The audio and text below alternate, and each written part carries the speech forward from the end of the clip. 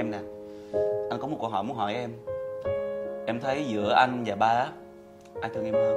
Thì đương nhiên là anh rồi. Sao anh biết được? Vì anh là người hỏi em câu đó mà.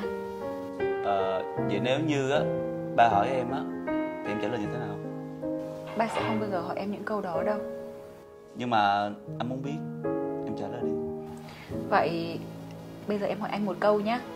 Nếu như một ngày nào đó mắt của em không còn nhìn thấy nữa thì anh sẽ làm gì? Thì anh sẽ đưa em tới bệnh viện tốt nhất để mà chữa trị. Nhưng mà nếu chữa không có được nữa thì sao? Thì anh sẽ kiếm thật là nhiều tiền, đưa em tới cái bệnh viện nào mà tốt nhất thế giới. Vẫn không được nữa thì sao ạ? Thì anh sẽ chăm sóc em cả đời. Anh có biết á, nếu là ba ấy thì ba sẽ trả lời như nào không? Không.